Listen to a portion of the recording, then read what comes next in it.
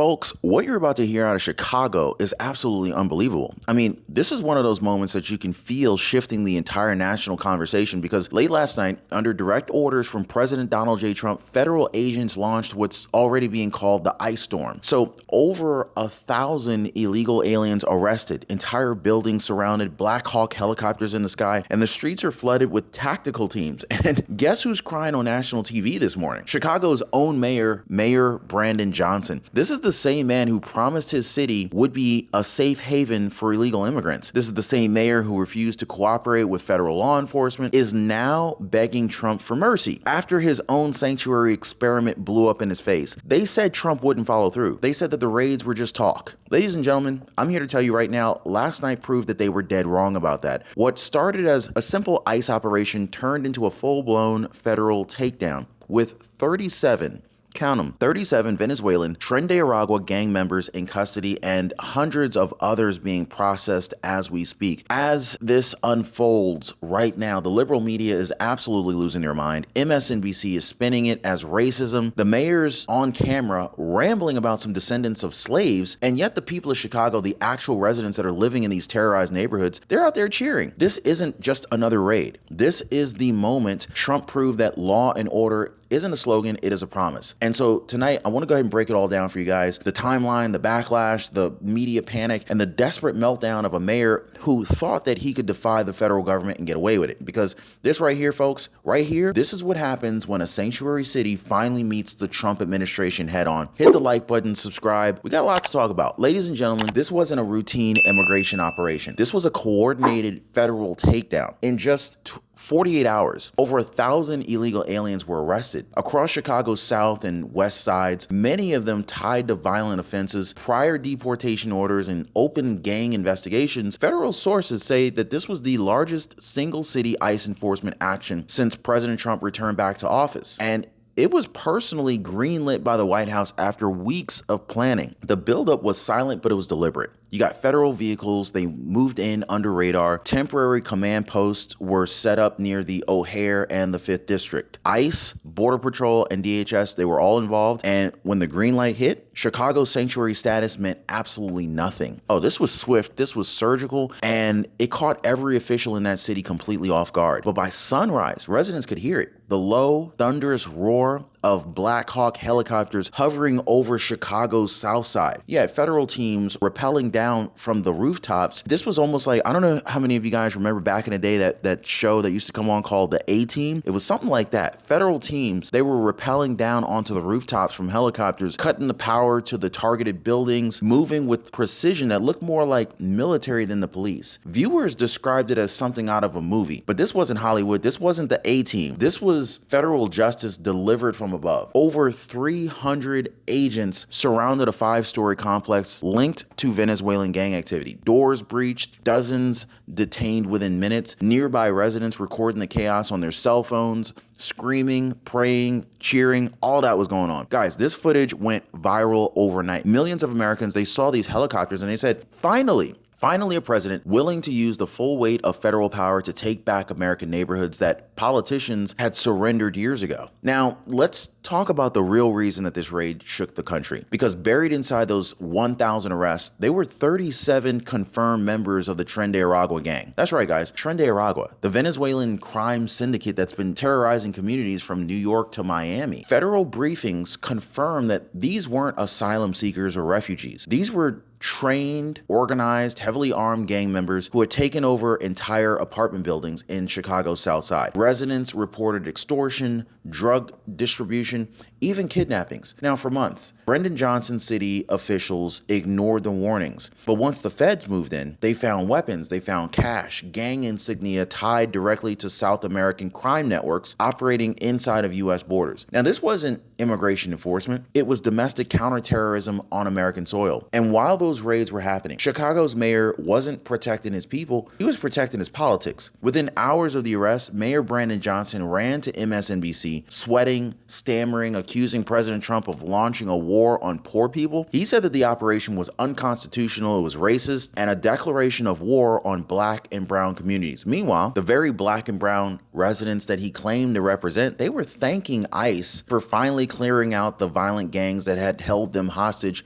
for over a year. Then came the meltdown. Johnson accused Trump of relitigating the Civil War. I mean, really? Yes, you heard that right, guys. The federal gang raid somehow became a slavery debate. But here's the truth. It wasn't racism. We need to just go ahead and call it what it is. It was law and order. And Brandon Johnson, mayor of Chicago's panic exposed just how afraid these mayors are of being held accountable. Now, your Medicare plan, it doesn't just affect you. In fact, it's part of the legacy that you leave. When your coverage fails, it's often your children and your grandchildren who end up having to carry the burden. Do you think that's fair? I don't think so either. So this is why I went ahead and partnered with Chapter. They help you choose a Medicare plan that protects you and the family who loves you. Now, one of our viewers, she said, calling Chapter gave me peace of mind that my kids wouldn't be stuck with my medical bills. So let me ask, what legacy do you want to leave? I mean, seriously, stress and bills or peace of mind? Now, most people, they're securing peace of mind by dialing that phone number that I've left for you at the bottom of your screen right there, or they're visiting askchapter.org/Ron. That phone number again is 909-563-8279. See, this meltdown here didn't happen in a vacuum. It is the direct result of Brandon Johnson's own sanctuary city policies that turned Chicago into a magnet for chaos. He signed executive orders forbidding Chicago PD from cooperating with ICE, barring them from sharing data, locations, or even assisting with detentions. He bragged about it on the campaign trail. He called it progress. What he really did was hang a neon sign over the city that said, "Criminals welcome, no questions asked." So when you block federal enforcement and reward lawbreaking, you breed exactly what Trump's agents just cleaned up: lawless enclaves run by gangs, not by police. And so now Brandon Johnson, he's got the nerve to cry about lack of communication from Washington? Please. I mean, you can't refuse to play defense and then, complain that the quarterback didn't just tell you to play. Come on. The truth is this. The Trump administration didn't tell Johnson a thing on purpose. Why? Because the trust is gone. Federal agencies, they knew that if they tipped off City Hall, Chicago's mayor, the details were going to leak out within hours. This is how it's always worked in these sanctuary strongholds. Local politicians end up warning their migrant communities before raids begin. And in Chicago, sources say Johnson's office was notorious for doing exactly that. So this time the feds went dark. They went smart. There was no briefings. There was no courtesy calls or anything like that. Just execution. And you know what happened? The operation was flawless. In fact, 0 leaks, dozens of high-value arrests, and suddenly the same politicians who screamed about keeping ICE out, they were screaming, "Why didn't you tell us?" Because deep down, they didn't want cooperation. They wanted control. And Trump? Well, Trump just reminded them who's actually running the country. So here's where it gets even more shameless. When Johnson realized the facts weren't on his side, he did what Democrats always do when they're cornered. Pulled the race card. He essentially started ranting on national television about descendants of slaves, claiming Trump's actions were targeting black communities. He conveniently left out the part where he was the one who bussed those thousands of illegal aliens into those same black neighborhoods. This is the game. Turn every federal enforcement agency and action into a racial issue, and then hope that the public forgets the facts. But this time it didn't work because black residents in those same areas, they weren't buying it this time. They've been the ones that were calling the police. They've been the ones that are begging for help, watching their kids walk past gang checkpoints on their way to school. Trump didn't create this crisis. He answered their cries for safety. And Brandon Johnson, he tried to bury that under identity politics. But the crisis in Chicago isn't just moral, it's financial. You see, under Brandon Johnson's leadership, the city is staring down at a $1 billion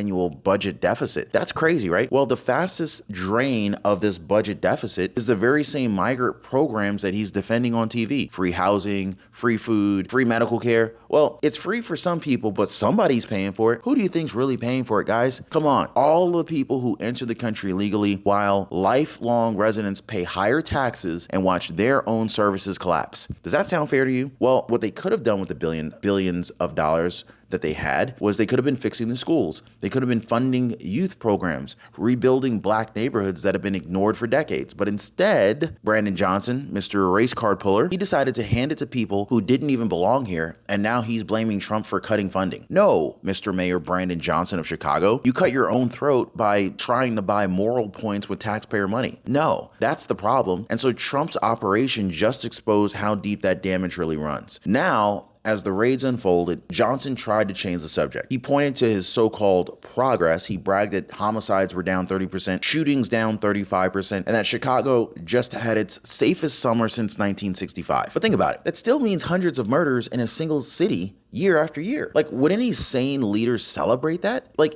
it's like a doctor celebrating that only 2 out of every 3 patients died instead of 3 out of 3. That is still atrocious. This is the bureaucratic mindset. Confuse numbers for results. Meanwhile, real families are still burying their sons. Real businesses are still closing their doors before dark. And yet Brandon Johnson demands applause for a crime rate that would get a private sector worker fired on the spot. That's not leadership. That is delusion. So here's the part that's really enraged people on the ground. The residents who live in those neighborhoods, mostly black, mostly working class, they've been sounding the alarm for over a year. They've watched illegal immigrants moved into their apartment complexes overnight. They've seen the rent spike, their streets filled with strangers, and their local parks turn into overcrowded tent cities. When they spoke up, Johnson called them xenophobic. When they protested, he ignored them. But the truth was staring them right in the face. Entire neighborhoods were being destabilized by the same policies that he called compassionate. And now, when Trump's ICE teams come in to restore order, those same residents are applauding from their porches. They're not afraid of the feds. They're afraid of the gangs that Johnson just imported into their city. And for the first time in years, they saw a government that's actually listening to them. And so now, I want to break down what actually happened that night, okay? Because despite the media hysteria, this operation was completely legal and it was meticulously planned and executed. Federal officials, they confirmed that ICE worked hand in hand with the FBI, ATF, and Border Patrol under a unified task force called Open Windbreaker. Every location was identified through months of surveillance, phone intercepts, neighborhood reports. They did their homework. Every raid had court-issued warrants, reviewed by federal judges, and backed by solid intelligence linking these sites to criminal activity. The target wasn't random families. It was gang-occupied strongholds. One 5-story complex had been fully overtaken by the Tren de Aragua syndicate, operating as a drug and weapons depot disguised as housing. The timing?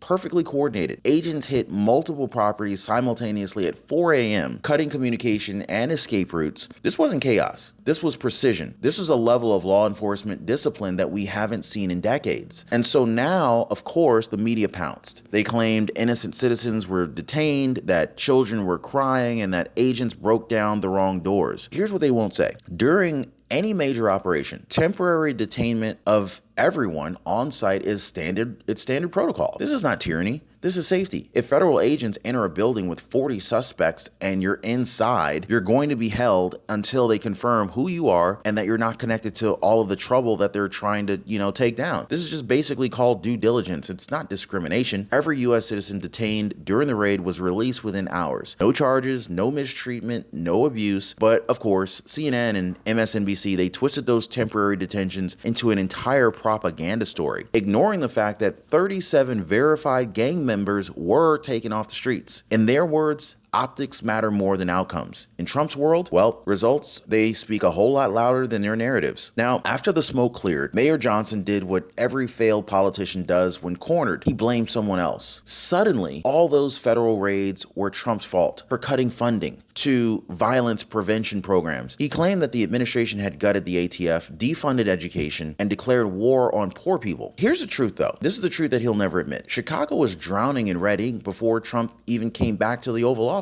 Johnson spent billions on migrant housing, free hotel rooms, and social equity programs that did absolutely nothing but buy headlines. The city can't pay its bills. The crime is rampant. And he's still out here crying about cuts? Guys, that's not leadership. That is political theater. It's really easier to scream racism than to explain how you bankrupted your own city. And it's easier to play the victim role than to admit that Trump just did your job better than you ever could. So here's the part that the media really doesn't want you to know. Okay? Chicago was just the beginning. Federal insiders have confirmed that ICE, DHS, and Border Patrol have been staging new teams in 7 major sanctuary cities: Los Angeles, New York, San Francisco, Denver, Houston, and Philadelphia, all next in line for what Trump's staff is calling the restoration blitz. We're talking more agents, more tactical gear, more coordination between agencies than we've seen in decades. Is anybody else ready for this restoration blitz? The message from the Oval Office is simple. No more safe havens, no more excuses, no more pretending the federal government's hands are tied. This is the America First doctrine in action. Restore sovereignty, enforce the law, protect the people, and while progressive mayors are melting down left and right right on TV, millions of working class Americans of every color are standing up and saying, finally, someone's fighting for us again. So here's where it all comes together. This isn't just about Chicago. This is about the moral crossroads of an entire nation. On one side, you've got career politicians like Brandon Johnson who treat law enforcement like the enemy, who bankrupt their cities trying to virtue signal compassion, who cry racism every time that they're caught failing their own cities. I mean, but on the other side, you got President Trump. You got Donald J. Trump. This is a man who said enough. Enough of sanctuary chaos. Enough of Americans living in fear while illegal gangs are taking over their neighborhoods. Enough of weak mayors playing politics with political safety. Guys, when those Black Hawks hovered over the South Side, it wasn't just about deportations. It was a message to every corrupt official in America: the days of lawlessness are over. This ICE operation, it was more than a raid. It was a rebuke of everything the left has built for a decade. Their compassion turned into crime. Their equity turned into an invasion. Their progress turned into Americans broke, scared, and forgotten. But not anymore. Because under Trump, the forgotten men and women are being heard again. And the leaders who ignored them, they're panicking. They're begging. They're exposed. So when you see that clip of Brandon Johnson crying on MSNBC, just remember this. He's not crying for the people of Chicago. He's crying because his illusion of control just collapsed under the weight of reality. And if this ice storm is any indication, President Trump's message to every failing sanctuary city, it's loud and clear. You can defy the law, but you can't outrun it. Now, this story isn't going away, folks. This was just the first wave. So if you're tired of watching politicians destroy your cities while blaming everyone else,